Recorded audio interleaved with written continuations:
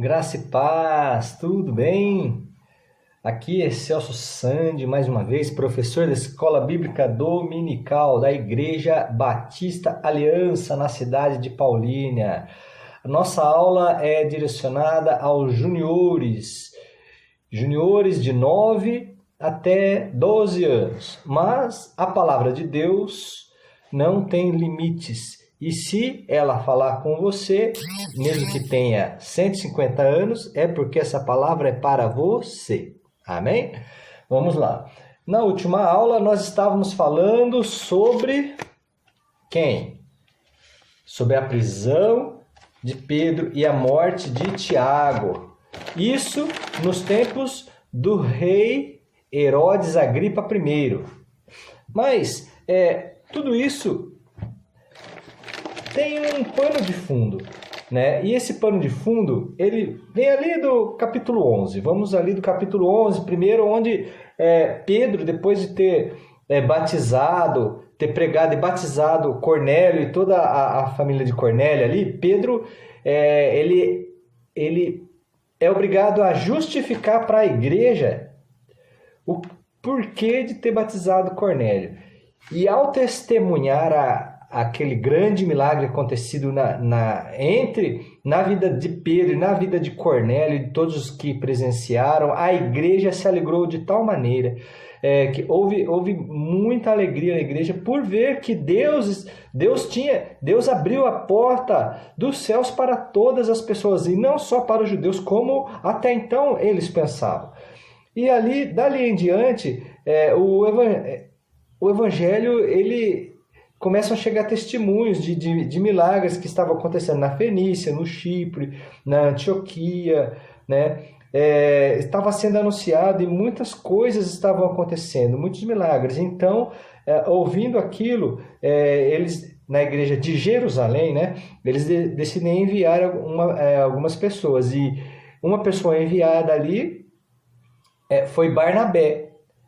E Barnabé ele foi socorrer ali uma situação complicada de necessidades lá na igreja de Antioquia, né? E é onde a gente já entra e já vai entrando na situação de Pedro e da morte de Tiago.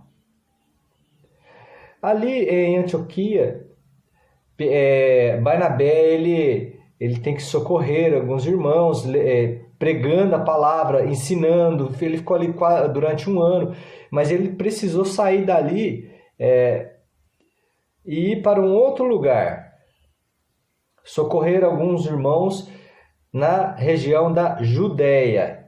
E entre esses irmãos, eles foram ali, Barnabé e Saulo. Isso mesmo, Barnabé e Saulo. E eles foram ali para aquela região da Judéia. Aí nós já entramos no contexto da nossa aula, tá bom? E ali no capítulo 12, onde então o rei Herodes Agripa I, neto do rei Herodes o Grande, que foi aquele que mandou matar todas as crianças de 0 a 2 anos, né? Lá no começo do livro de Mateus, você pode ver isso. Ele, para agradar os judeus, então ele mandou prender e perseguir muitos cristãos, mas ele mandou prender ali Tiago e o matou à espada. Aí prendeu também Pedro.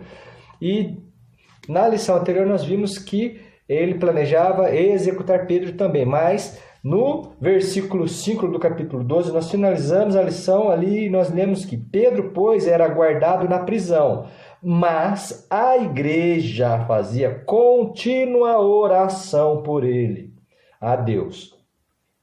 Então, aqui, guarde bem esse versículo 5, essa parte B. A igreja fazia contínua oração por ele. Então, nós entramos na aula de hoje. Na aula de hoje, nós vemos aqui o seguinte, que Herodes, o rei Herodes, ele tinha programado, né, ali para, na sequência, nos próximos dias, já executar Pedro. E numa daquelas noites ali, Pedro ele estava dormindo quando apareceu um anjo para ele, e o anjo mandou que ele se levantasse, que ele se vestisse, que ele o seguisse. E Pedro assim o fez. Mas Pedro, até então, ele estava achando que estava sonhando, que era uma visão. Mas o anjo ele seguiu o anjo e eles foram andando. E passaram pela primeira fileira de guardas e pela segunda fileira de guardas. E então chegaram no grande portão de ferro. Eles passaram pela porta e chegaram no grande portão de ferro. E o grande portão de ferro milagrosamente se abriu. E então eles saíram. Quando o anjo sumiu, e foi então que Pedro percebeu que aquilo não era um sonho, era real. E que ele recebeu a visitação, mais uma vez, recebeu uma visitação de um anjo. E que o Senhor estava com ele.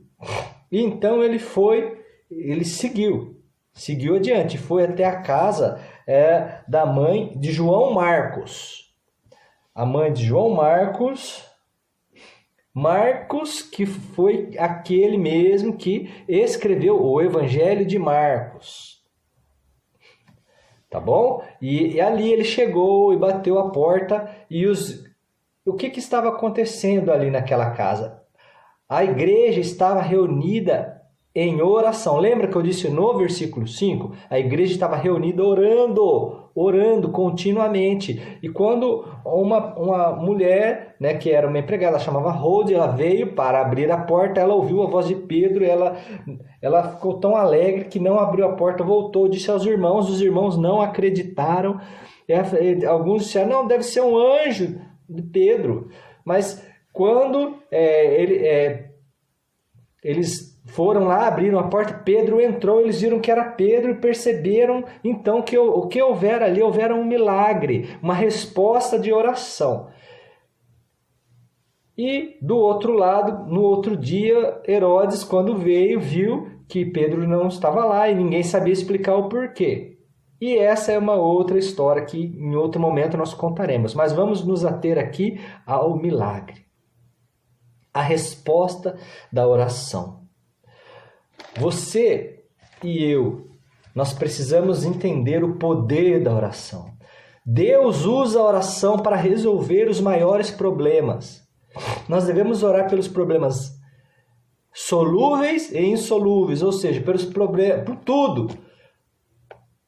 Todas as coisas nós devemos orar, mas nós devemos crer que os problemas maiores, aqueles que são impossíveis para os homens, que são impossíveis para aos nossos olhos, que são impossíveis para você, meu aluno. Esses problemas nós devemos confiar na mão poderosa de Deus. A igreja estava orando por Pedro. Parecia impossível, mas Deus ouviu e respondeu de forma impressionante. Foi um livramento, algo tremendo, algo maravilhoso. Pelo poder da oração, Deus pode ajudar a sua família em um momento difícil, ruim, como por exemplo o que estamos vivendo hoje, com essa quarentena, essa pandemia absurda, tanta gente morrendo. Deus pode operar milagre, tem operado. Pode dar alegria em obedecer a seus pais, pode dar alegria em você resolver questões difíceis no trabalho, pode te livrar do mal, pode te ajudar em momentos de doenças. Não existe nada que é impossível para Deus. Por isso, assim como a igreja, aqui nesse capítulo 12, mostra que a igreja orava, você ore e confie que Ele está cuidando de você. Por último, vamos ler o que a palavra de Deus... Aliás, eu vou deixar para que você faça isso como lição de casa. Leia Salmo 34, do versículo 1 até o versículo 10. E depois me diga o que Deus falou com você, viu? Deus te abençoe e até a próxima aula. A próxima aula, agora sim, lição número 10. Saulo, de perseguidor a perseguido. Deus te abençoe. E se Deus tocar no seu coração, deixe lá o seu like, compartilhe para que mais pessoas saibam do poder maravilhoso e libertador que há na oração. Deus te abençoe. Grande abraço.